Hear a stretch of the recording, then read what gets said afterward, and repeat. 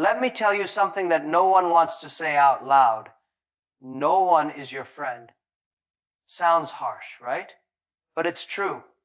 Especially when you're building something. When you're struggling, when you're trying to rise, in the beginning, everyone will smile at you, clap for your ideas, say, you can do it. But the moment you start growing, start doing better than them, watch what happens. Suddenly silence, jealousy, doubt, distance. I remember when I started out, I thought friends would support me. But when sacrifices had to be made, when hard decisions came, most disappeared. Why? Because they were never really in it for me. They were in it for what they could get. Let's be honest, friendship fades when interests collide. It's easy to be friends when nothing is at stake. But when your success threatens their comfort, you become the enemy. So what do? You stop expecting. You stop relying on people's approval. You stop depending on someone to believe in you. You believe in yourself. Build a team. Build partnerships. But keep your eyes open. Loyalty is tested when you fail, and even more when you win. You think people will support your dream because they love you. No. People support what works. If your dream is profitable, they'll line up. If it fails, they'll disappear. This is not pessimism. This is business. This is reality. And yet, this is also freedom. Because when you accept that no one is your friend, you stop chasing applause. You start building in silence. You make better decisions. You become dangerous, not because you're cold, but because you're clear. So next time you feel alone on your journey, remember this: no one is your friend, but that's exactly how winners are made. In business, the harsh reality is this: emotions can destroy what logic builds. When you're making decisions based on how you feel instead of what's smart, you are setting yourself up to lose. It doesn't matter how passionate you are, how loyal someone has been, or how good the relationship once was. If you let emotions take the driver's seat, you will crash. Business is not personal. It's about value, performance, timing, and leverage. The moment you start mixing emotions with execution, you're giving power to things that have no place in strategy. You'll make bad hires because he's a friend. You'll keep an unproductive employee because she's been with you since day one. You'll refuse to fire someone because they're trying hard. None of that pays bills. None of that builds a scalable company. You might think, but I care about my people. That's good. But business doesn't care about your feelings. The market doesn't give a discount because you're nice. Your competitors won't slow down because you're sentimental. The moment you lose your edge, someone else eats your share. Most people don't understand the cost of emotional decisions.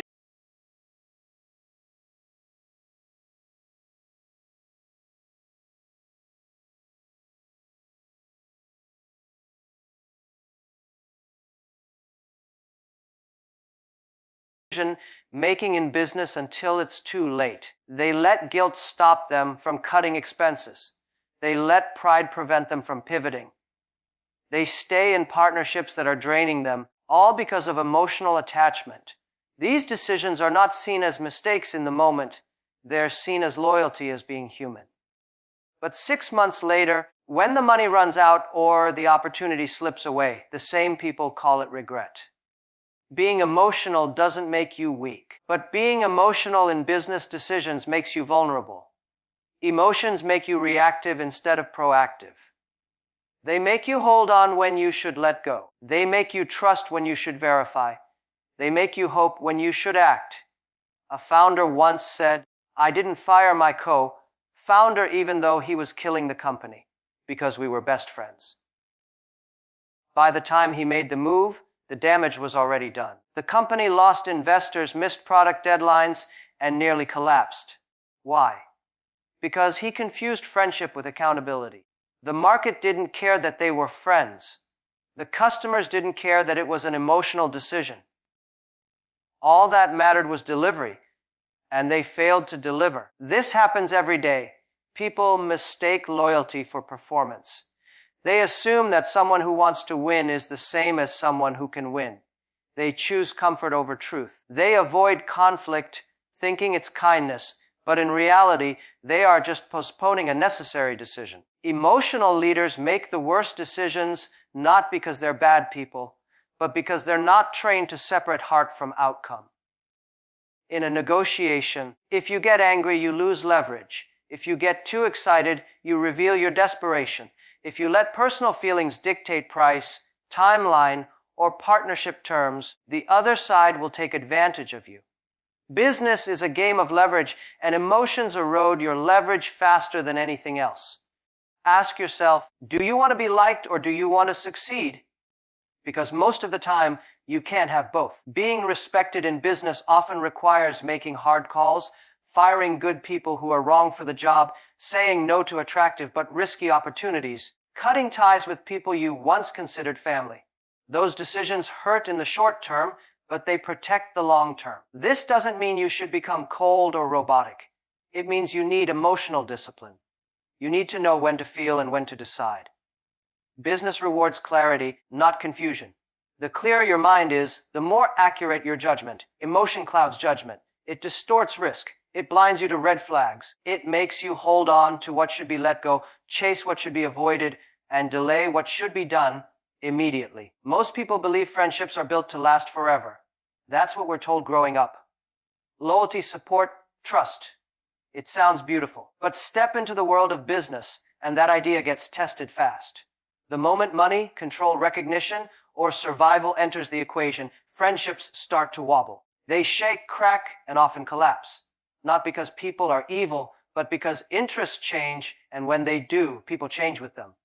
You can grow up with someone, go broke with someone, even build something from scratch together. But the minute what you want and what they want are no longer aligned, conflict will follow. It's not personal, it's structural. Because in business, it's not about feelings, it's about position, outcome, and control. Here's what most people don't understand: alignment is everything.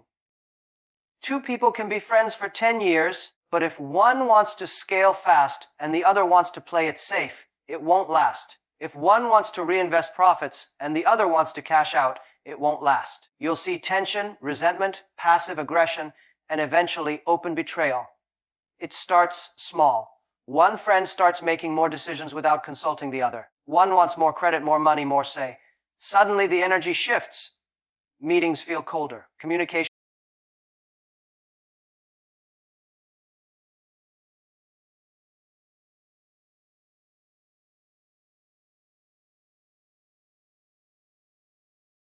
slows down.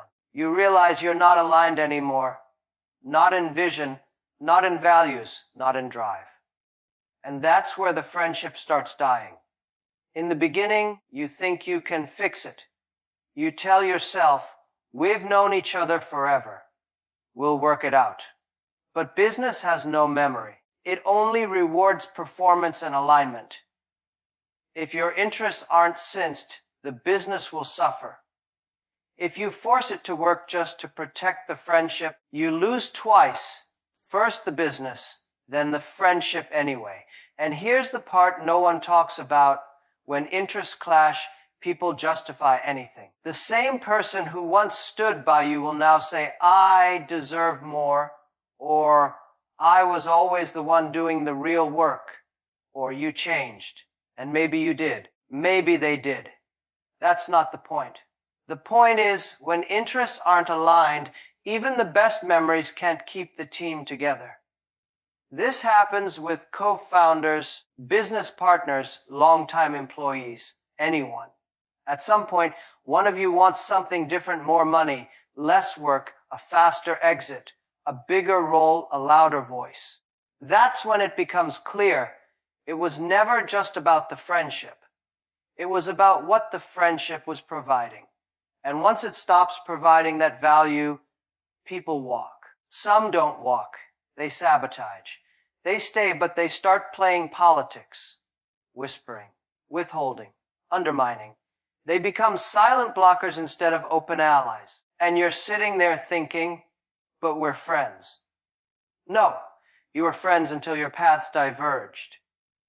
Friendship is easy when things are equal, when there's no pressure, no scoreboard. But when it's people time reveal to make who they are, calls, when their interests are when threatened, someone has this to be is why the CEO, mature entrepreneurs protect the business has to be first. Split. When responsibility has to be clear owned, boundaries. That's when the they truth put everything in writing, even with friends. They understand that structure preserves relationships better than feelings ever could. Because when interests clash, the only thing that can hold things together is clarity, not loyalty. You'll hear stories all the time. Best friends turned enemies, partners who haven't spoken in years, one suing the other over a broken deal. These aren't rare exceptions. They're patterns. The root cause is almost always the same interest shifted, and no one was honest enough to admit it early. Instead of renegotiating, they avoided the conflict. They let it fester, and when it exploded, the friendship couldn't survive the fallout. It's not bitterness. It's the game. And the game doesn't care how close you once were. When everything goes wrong, and it will at some point, most people look around for someone to save them. They call friends. They blame circumstances. They hope someone shows up with advice, money, a solution, anything. But the truth is, in life and in business, no one is obligated to fix your problems. No one is staying up at night thinking about how to rescue you. That's your job. That's your responsibility. You are your own backup plan. The faster you accept that no one is coming, the faster you get stronger. This isn't about being negative. It's about becoming unshakable. It's about developing a mindset where your survival, your success, your rebound, all of it is in your hands. Not your parents, not your mentors, not your partners, yours. People will say they have your back. Sometimes they mean it. But when things get real, when money's tight, when failure is looming, when the situation gets uncomfortable, they disappear. Not because they hate you, because they have their own problems, their own fires, their own risks. And if helping you threatens their comfort, they'll choose themselves every time. That's not betrayal. That's human nature. So stop building your safety net out of other people. Stop expecting that someone else will step in when things get hard. Start building skills. Start building emotional resilience. Start building the discipline to handle it yourself. If your business fails, learn how to start again. If a deal collapses, figure out how to create a new one. If you get burned by someone you trusted, learn how to keep moving without their support. People talk about having plan A and plan B, but most people's plan B is hoping someone saves them. That's not a plan. That's wishful thinking. Your plan B needs to be you. Your own resourcefulness, your own creativity, your own ability to pivot when everything falls apart. There will be days when you feel abandoned, when people ignore your calls, when investors pull out, when friends suddenly get busy. In those moments, the only thing you'll have is what's in your head and what's in your heart. Your knowledge, your grit, your ability to think clearly when everything is a mess. That's why you can't afford to be emotionally fragile. You have to be your own support system before you ever expect anyone else to show up. And even when people do show up, when they help, when they advise, when they support you, be grateful, but don't get dependent. Because help is temporary. Encouragement is temporary. The real engine behind your recovery, your growth, your breakthrough is always going to be internal. When the dust settles, the only person standing next to you 100% of the time is you. People romanticize the idea of teams and partners and mentors. And yes, those things matter, but only if you've already built yourself first. Only if you're solid with or without them. A team is powerful when each person can stand on their own. A partner is valuable when you're not leaning on them to carry all the weight. A mentor is useful when you're already taking action, not when you're waiting around for guidance before you move. The world doesn't owe you support. It rewards those who support themselves first. You have to be your own motivator when no one believes in you. Your own strategist when plans collapse. Your own cheerleader when the silence feels loud. No one can do the internal work for you. No one can train your mind for you. No one can make you bounce back faster except you. People waste years waiting for a lifeline that never comes.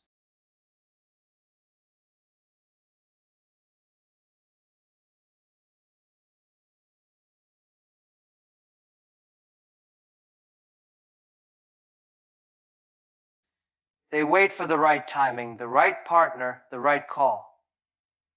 But time doesn't stop while you wait. It moves on. Opportunities move on. People move on. And if you're not prepared to move on by yourself, you'll get left behind. One of the most common mistakes people make, especially in business, is assuming that trust comes automatically. They believe that just because someone smiles, nods, or shares a few common goals, that person is trustworthy. But trust is not a given. It's not based on time, titles, or even shared history. Trust is earned through behavior, results, and consistency under pressure. You don't trust people because they say the right things. You trust people because they do the right things, especially when no one's watching. In the business world, words are cheap. Promises are easy. Commitments mean nothing without follow-through. Everyone sounds good when the stakes are low. Everyone has integrity in the first meeting. The real test comes when money's involved, when decisions get hard, when circumstances change. People often get blindsided because they put their faith in someone too fast. A co-founder talks big and disappears when it's time to execute. A new hire impresses in interviews and then delivers excuses instead of results. An investor says they're all in, then ghosts the moment the numbers dip. And every time, people say, "But I trusted them." That's the problem. You trusted too soon. Trust is not a blanket you throw on someone because you like them. It's not a favor. It's a currency. You don't hand it out freely and hope for the best. You watch how people move. You study their habits. You see how they handle pressure. You give small opportunities and see what they do with them. Then, over time, you decide if they've earned more. People change. Even in long-term relationships, trust must be maintained. That's why smart leaders are always observing, always evaluating. Doesn't mean not out of paranoia, but out of experience. Just because they did the right thing once doesn't mean they'll do it again. It's a liability. It opens the door to being manipulated, taken advantage of, and set up for failure. It's how people lose control of their companies, lose key deals, lose momentum. They trusted someone because it felt right, not because the person had earned it. You don't have to be cold or cynical. You just have to be clear. Clear that trust isn't something you give away, it's something people work for. And the same applies to you. If you want people to trust you, don't talk about how reliable you are. Prove it. Show up early. Deliver consistently. Handle conflict with maturity. Own your mistakes. That's how trust is built from both sides. Think of trust like credit. No one gets a loan without a credit score. In business, trust is your score. And just like credit, it doesn't matter what you say, it matters what your record says. Can you be counted on under pressure? Do you follow through when it's hard? Can people rely on your silence as much as your words? These are the metrics. Too many people assume that trust is transferable. They think, my friend trusts this person, so I can too. That's a shortcut to disaster. Just because someone came with a recommendation doesn't mean they've earned your trust. You still have to do your own due diligence. You still have to put them through the same filter. Otherwise, you're not managing risk, you're gambling. Even inside teams, even among so-called trusted circles, trust is never automatic. The moment you stop watching, people cut corners. The moment you stop checking, standards drop. The best environments are built on accountability, not assumptions. People perform better when they know their actions are noticed, measured, and expected to meet a certain standard. Trust, when earned properly, becomes powerful. It creates speed. It removes friction. It builds loyalty. But if you skip the process and assume trust from the start, you're not building a team. You're building a time bomb. When you decide to chase something bigger than comfort, when you commit to building, growing, leading, or breaking a mold, you quickly realize something most people never talk about. It gets lonely. Not because people hate you, not because you isolate yourself on purpose, but because the higher you go, the fewer people understand the weight you're carrying. Everyone wants success, but no one talks about the silence that comes with it. The long nights where you're the only one still working. The decisions you have to make alone because no one else sees what you see. The conversations you can't have because people around you are operating at a different level of urgency of hunger, of vision.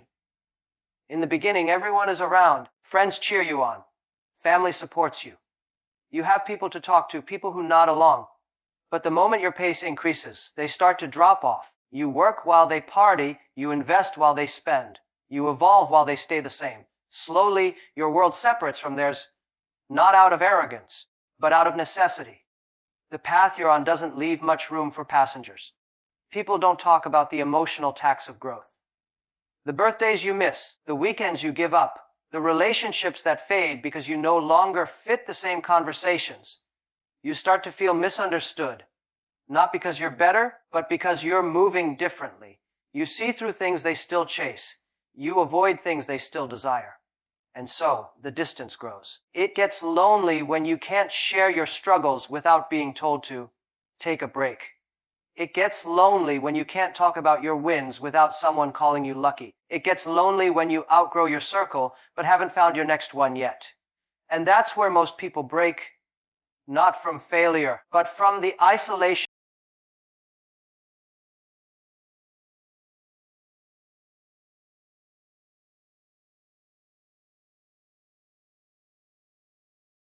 that comes with progress. The climb separates you. It forces you into rooms where you're the least experienced, the least connected, the least understood. You walk into meetings and no one cares about your past. You pitch your vision and people stare blankly. You lead people who don't see what you see and carry the pressure of being responsible when they don't show up. You're expected to stay strong even when you're not sure what's next. This is the part no one claps for. The phase where there's no spotlight. Just silence, self-doubt, and the constant pressure to keep going when nothing feels certain and still. You climb, not because you enjoy the loneliness, but because the vision matters more than the comfort. Because stopping now means betraying everything you started for. Most people quit not because it's too hardly, but because it's too lonely. They miss the comfort of being understood, the ease of having people around who agree with them, the warmth of belonging. So they slow down, they shrink their dreams to fit their environment, they settle, all to feel less alone. And they call it maturity, balance, peace, but deep down they know they gave up the climb. You will lose people on the way up. Some will walk away. Some you'll have to let go of. Some will quietly fade, and it will sting. But every level requires a new version of you, and not everyone is meant to meet that version. No one tells you how heavy growth demands it is to be the one with the vision. It demands the one solitude. Who carries the pressure. It demands that you face the parts of yourself and takes the risks while others watch from a safe distance. There are days when you'll question everything. Days when quitting feels easier than continuing alone. But that's the nature of the climb. The air gets thinner, the noise gets quieter, and the path narrows the higher you go. In the end, the journey to the top is yours alone. People will walk beside you when it's convenient, but the moment your path threatens their comfort, their ego, or their interests, they will choose themselves. That doesn't make them evil. It makes them human. In business, in life, in any arena where stakes are real and outcomes matter, friendships are fragile. Emotions, trust, loyalty, these are powerful, but they are not permanent. When goals collide, when money's on the table, when things fall apart, you'll find out quickly no one is your friend unless it benefits them too. That's why you must build with eyes open and expectations closed. Respect people. Collaborate. Lead with integrity. But never assume anyone owes you loyalty. Trust must be earned constantly.